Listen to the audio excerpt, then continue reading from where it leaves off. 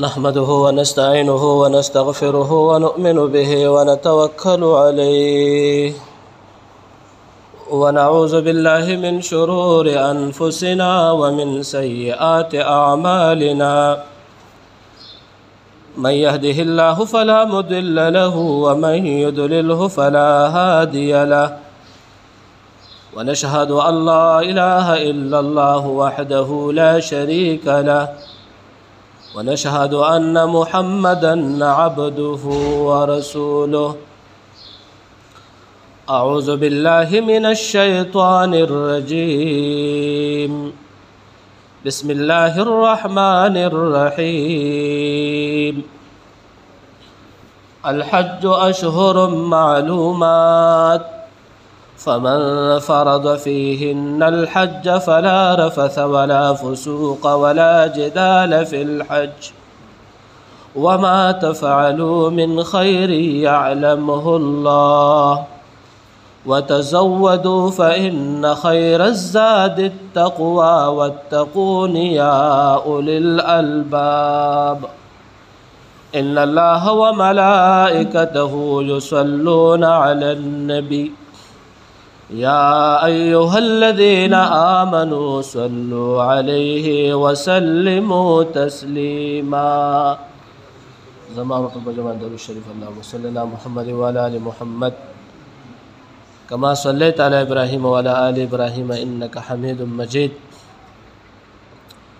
اللهم بارك على محمد وعلى آل محمد كما باركت على إبراهيم وعلى آل إبراهيم إنك حميد مجيد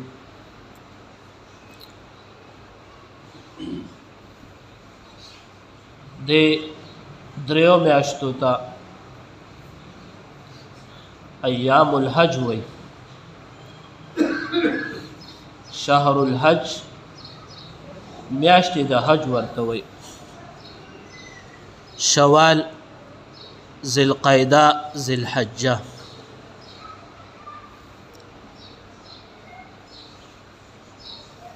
د میاشتو کې خلق د حج تیاری کوي نو یو دوا عملونه داسې دي چې زمونږ او ستاسو په ژوند کې را روان عملونه دي یو ته وایي حج او بل ته وایي قرباني نو لہذا پروس کال ما تاسو ته د حج متعلق بیان نو کړي د قرباني متعلق مې تاسو ته ټول مسائل ذکر کړیو سکال مې داسې اراده ده چې تاسو ته د حج متعلق بیان وکم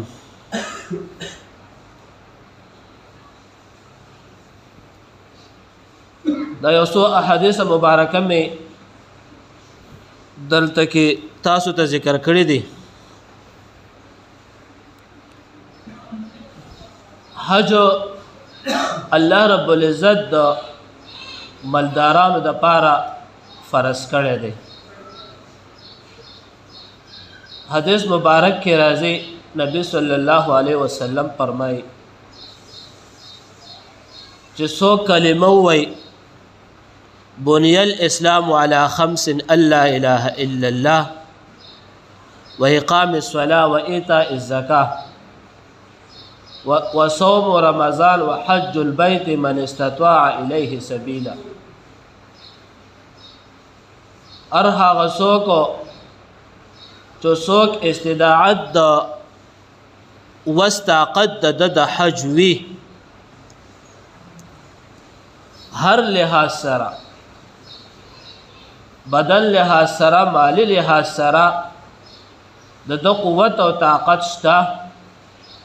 نو الله رب العزت په د باندې حج فرض کړي بیا حج کې الله رب العزت د انسان لا صور کوي حج کې د انسان ته څه پیدا رسیږي او حج مونږه کول په کوم مقاصد باندې کو نو حضرت ابو هريره رضی الله تعالی عنہ فرمای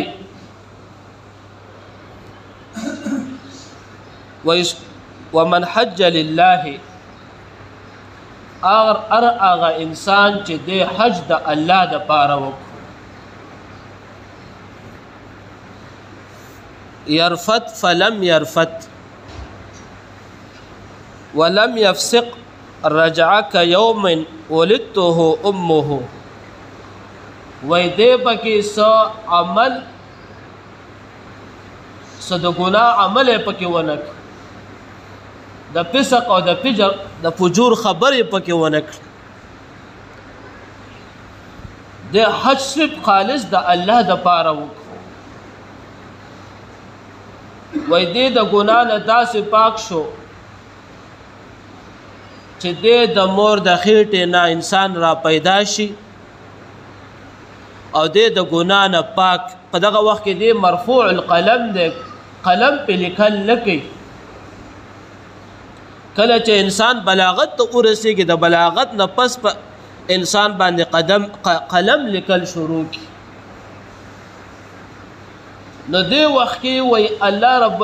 الله رب العزت دا انسان د ګناه نه دومره پاکو چې د مور د خېټې نه ولادت چې د انسان وشي د سره ګناه پاتې نشوا خو حج مونږه کو په د حدیث مبارکه په د ټوکله کې شروع کې الفاظ دي ومن حج لله چا چې حج وکړو د الله د پاره د دین نیت خالص وو د په نیت کې ګړبړې شنو د احادیث مبارکه کتابونه چې مونږ او تاسو راواله چې څومره کتابونه په مقدس مکه دي نو په هغه کې اولنې احادیث مبارکه دا ذکر شوی دی د نیت متعلق چې نیت په صفا کې هر سبکه د الله د پاره حضرت عمر فاروق رضی الله تعالی عنہ یو واقعه ده د په خلافت کې یو پیرا حضرت عمر فاروق رضی الله تعالی عنہ په بیت الله کې نو سکسان رال خاص جامع والا کسان رال د وخانو نه راخته شول نو وش چکر چې انسان وای نو دا یو تواب شو اب تاسو ان شاء الله په خپل موقع کې خبره کوم نو و چکر چې واله یو تواب برابر شو حضرت عمر فاروق رضی الله تعالی عنه ورلو تاسو ته وک وای تاسو سره راغلی علل کې دی په بیت الله کې چکرې وای لګیا دي وای تاسو سره راغلی وای مونږ حج لراغلی وای پزلونو کې څه خاص نور څه سوچ او فکر خو نشتا ډیر تاسو ته هغه کړلی څه کاروبار د روزګار د تجارت وینا خالص د الله د پاره راغلی چې حج الله راضي نو به ورته وې نور عمل شروع کړي مونږ چې حج کولو خالص د مونږ به سوچ دی چې د الله رب العزت مونږ ناراضي شي دا تحفه الله رب العزت مالدارانو ته ورکړي دا سوچ طاقت وي حدیث مبارک په ټوکله کې ذکر کیږي من استطاع الیه سبیلا د دې طاقت لرون کې انسان دی نو دا هر هغه انسان دی دا سوچ وکي چې دا نعمت الله ما ترا نصیب کو نو به د دې نعمت دی ناشکری نه کوي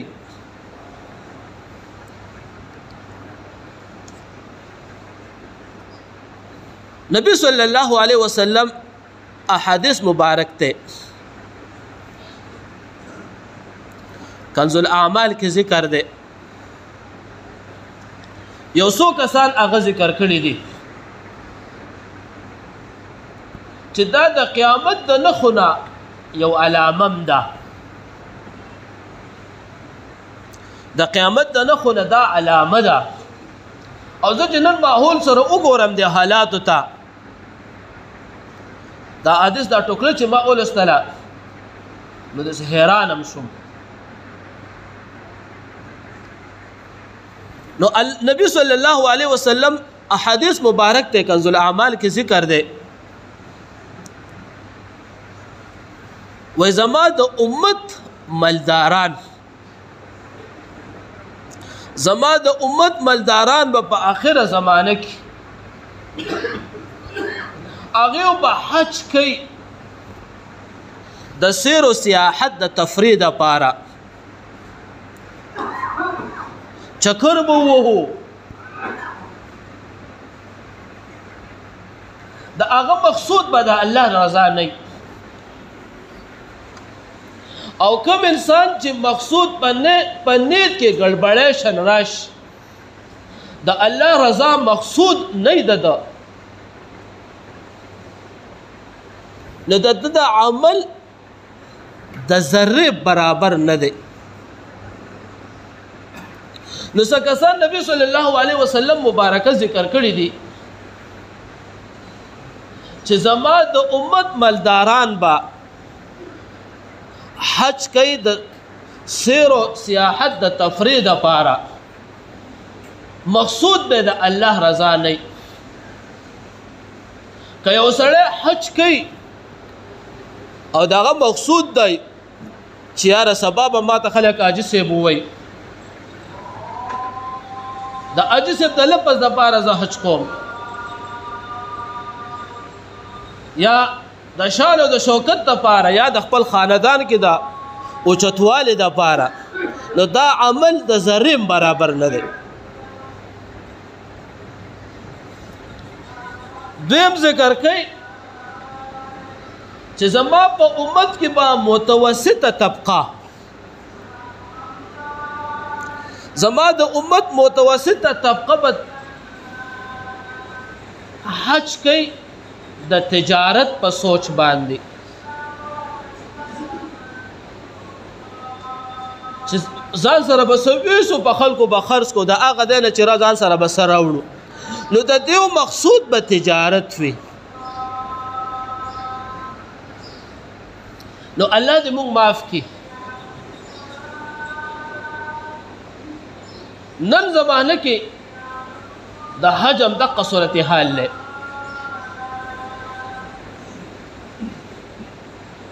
نو که کم سړی د دې خبرې دپاره متوسطه طبقه د دې خبرې دپاره یا څوک حج لځي چې څه به خرڅ کم څه به واخلم او حج به م وکم نو دا عمل به د ذره برابر نه دی خطرناک خبره پکې یو بل هم ده به ذکر کوي چې زما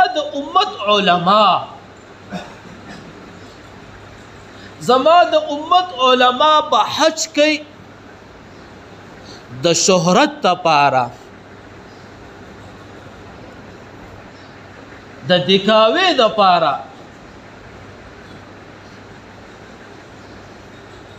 همیش لپاره د امت علما چې خراب شي او د هغه پسلونه کې خبره راشي نو امت د دې سره بګړاويږي نو امت په ځان کې خالص د الله د رضا سوچ لري هر عمل چې عالم کوي هغه کې به خالص د الله د رضا سوچ نو وای چې زما د امت علما د قیامت د نخونه نخ ذکر کوي زما د امت علما چې حج کوي نو هغه به د شهرت لپاره کوي د دکاوی لپاره به کوي چې پلان کې عالم الدین څومره حجونه وکړل، یو وکړو، دوی وکړو، درې وکړو. والزمانه کې چې مونږه یو څو حج وکړو نو هغې ته بیا نو مونږ کېدو الحاج.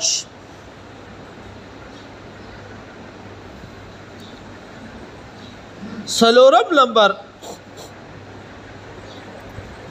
زما غریبه، زما د امت غریب فقیره طبقه هغې چې حج لزي د سوال په سوچ ځي چې سوال به وکړو. نو دا څلور کسان ذکر کړي دي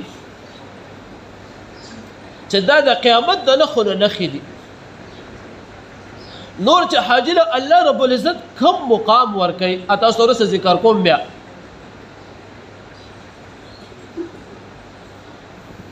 چې د هغې مقام، د هغې عزت او ابرو په دنیا کې او په آخرت کې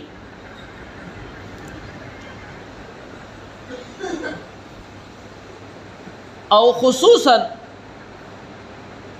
زمونږ د پاکستان او د بعضې ملکونو نه پکې دا په احادیث کې نشته دی ټوکړه کې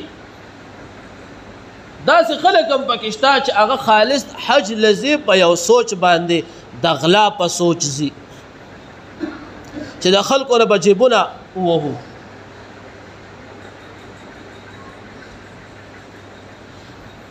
که چېرې د حاجي صاحب نیت خالص نه د الله د رضا نو د ده د عمل د ذرې برابر نه دی. هسې خپل ځان له مال او دولت او هر څه ولګول، وخت یې خراب کو. دا داسې یو مقامات دی دا حج چې مالداره سړي باندې خو د الله رب العزت یو لوی احسان دی. دا احسان وګڼي چې الحمدلله الله ماله اوس او توفیق راکو چې زه دې مقام ته راورسولم. او بیا په دغه مقام کې ګوره دا صرف نشانات دي هلته د انبیاو الله ورته خپله کوټه وښیي په دې مشاهده سترګو باندې.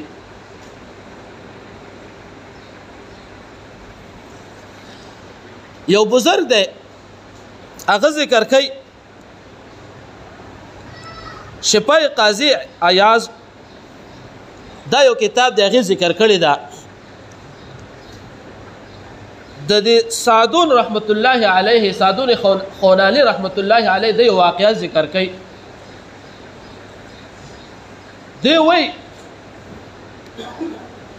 چې د قطاته یو قبیلې یو خپل دشمن ونیو،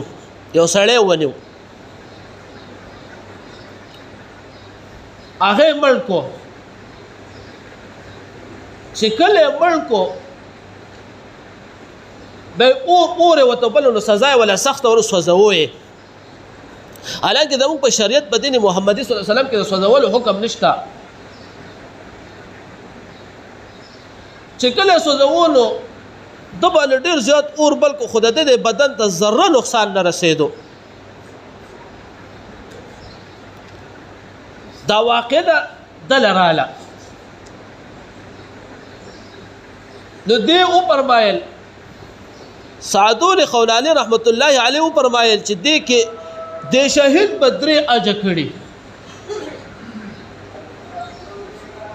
د شهید به 3 اجر کړي چې چا چې 3 اجر د الله د پاره د الله د رضا د پاره وکړل نو په دې باندې اور اثر نه کوي. دا یو احادیث دی، دا احادیث دا ما ته را رسېدلې. یو پکې وای چې کوم انسان یو حج وکړي د الله د پاره چې د الله نه راضي شي نو د په ځان باندې قرض ختم کو. دا قرض هم کوم حکم چې دی مالدار دی طاقت لرونکی دی نو په ده باندې دا فرض دی. ورځ په قیامت چې دی طاقت لرونکی شو د ده د هر څه نه دومره مالیت د ده سره چې دی پې اج ادا کولی شو او دی اج ته لاړ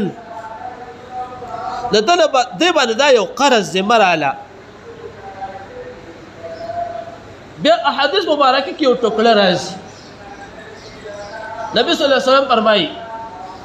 چې کوم سړی طاقت لرونکی دی او دی حج ته نه ځي دی به یا مړ کېږي یهودي یا نصراني دی به مسلم نه مړ کېږي نو دی فرمایي چې ما ته دا واقع چې کله راورسېده نو کوم سړی چې یو اج وکړي د الله دپاره چې الله رانه راضي شي نو وایي دس په ځان باندې قرض ختم کړه وایي کوم سړی چې 2 اجه وکړي نو وایي ده په الله باندې قرض ور واړو وایي کوم سړی چې 3 اجه وکړي نو وایي دا سړی الله رب العزت د ده یختو د ده بدن دا الله د جهنم د اور نه د هر اور نه براءت حاصل شي نو دا نښې خالص زموږ ستاسو دپاره د عبرت د نصیحت دپاره دی چې موږ او تاسو د دې نه نصیحت حاصل کړو نو وایي د دې شهید دا بزرګ وایي چې د دې شهید ته د اور نقصان ورنه کو علال کې بدن هم اق شانتی و نو وایي دې 3 اجه کړي چې کله معلومات وشو د کور نه چې کله معلومات وکړلو چې د شهید 3 اجه کړي نو عزتمندو اج یو بهترین عمل له الله رب العزت موږ او تاسو له اوس توفیق را نصیب کړي چې موږ او تاسو ته خدای پاک دا سعادت را نصیب کړي د حج 3 پرځې موږ او تاسو په ژوند کې راولو مز او زکات او صوم روزه الله رب العزت موږ او تاسو له استطاعت او توفیق را نصیب کړي چې الله موږ او تاسو له دا توفیق را کې سلورم سعادت دا خوشحالي نو د رب نظام دی اجان چې تللی دي هغوی ته دا پته ده الله رب العزت دا خاور او دا مکه یو داسې ځمکه پیدا کړې ده چې دا کرونده نه کوي